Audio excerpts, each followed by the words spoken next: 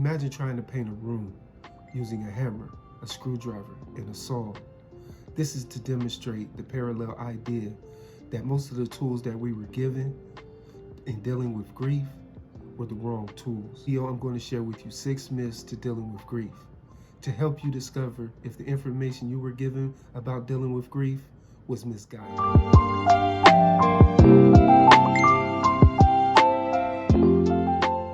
Hey, it's Will, Grief Recovery Will, and in this video, I am going to share with you 6 myths on dealing with grief that I have adopted from the Grief Recovery Method to help you discover if you have been using this misguided information. When I say we were misinformed by grief, it is not to attack our parents, our religion, our schools, or anything or anyone else.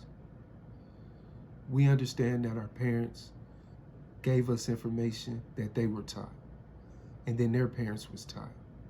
And then the information is passed down generation to generation. Yet, no one took the time to just stop and say, is this true? Or is this even valid? Have you ever been told after a significant loss, such as the breakup of a romantic relationship or the death of a loved one, don't feel bad. There's more fish in the sea. You need to take some time to yourself. Be strong and be strong for others. Time heals all wounds.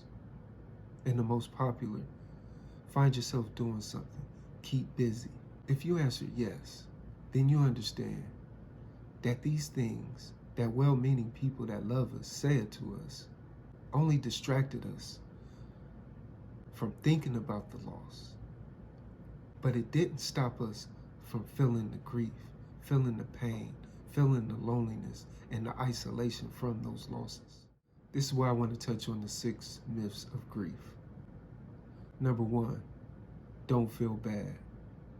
Young man comes home from school, tells his family, my girlfriend broke up with me. The young man's heart is broken. His family, they care about him. They tell him what they know. Don't feel bad. Now the young man is left with thinking that because his heart is broken, he does feel bad, but feeling bad is bad. So what does he do with that? He learns to figure out how to cover that up. And most of the time, when people tell us don't feel bad, especially after a romantic relationship, the end of a romantic relationship, people then hit us with number 2, replace the loss. They say, don't feel bad.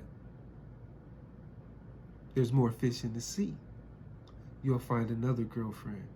You'll find another boyfriend. There's plenty of boys out there. There's plenty of girls. There's plenty of people that are like you. So now the young man says, well, feeling bad is bad. And now what I need to do is replace that to make me feel better. But then what does happen? He eventually moves into his relationship with stuffed down emotions because he never mended his broken heart. He's only going on the intellectual information that was given him, not meaning any harm, just the information that they were given. Don't feel bad. Number 1. Number 2, replace the loss.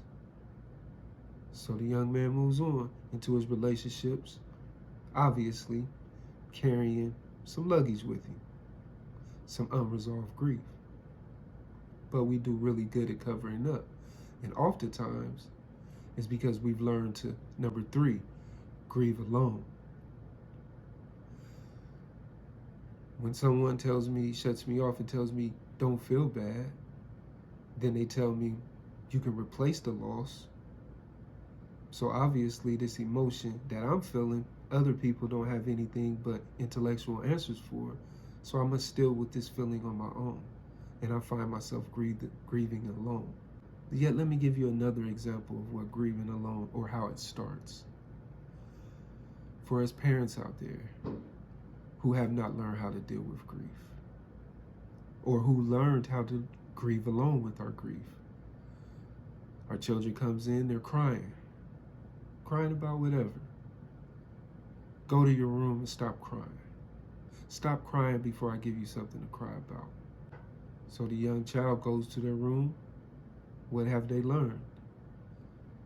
That if I'm going to cry, I cry by myself. There's actually a saying that says, if you laugh, the world laughs with you. If you cry alone. Number 4 is an extremely dangerous myth. Grief takes time. Time heals all wounds. Unfortunately, this was one of mine for many, many years. Co-workers would send around the sympathy card. You write your name in it.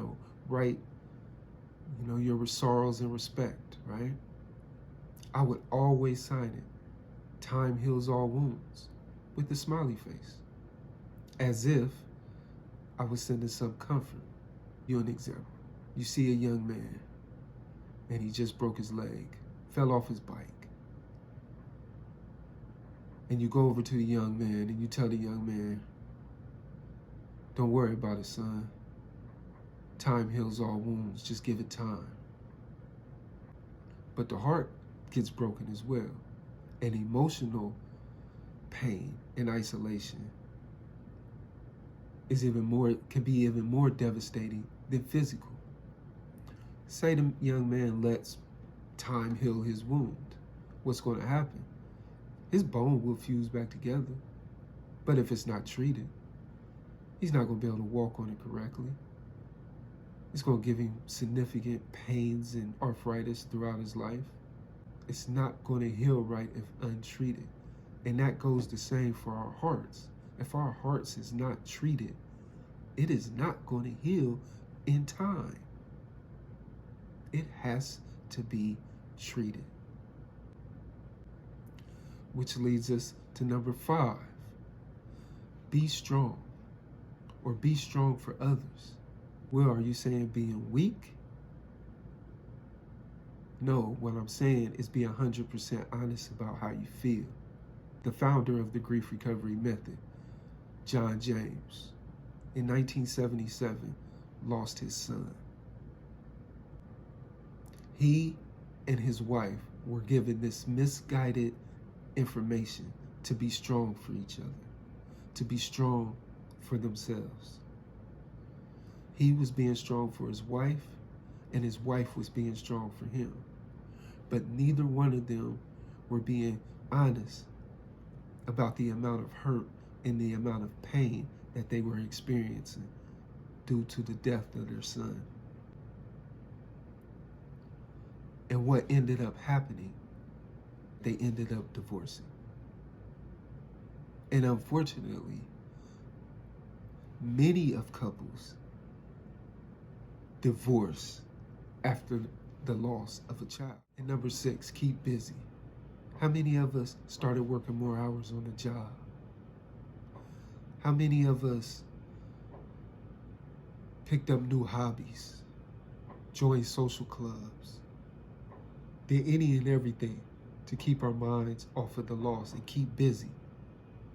Because we know, or at least we believe, that if we keep busy, then ultimately, in time,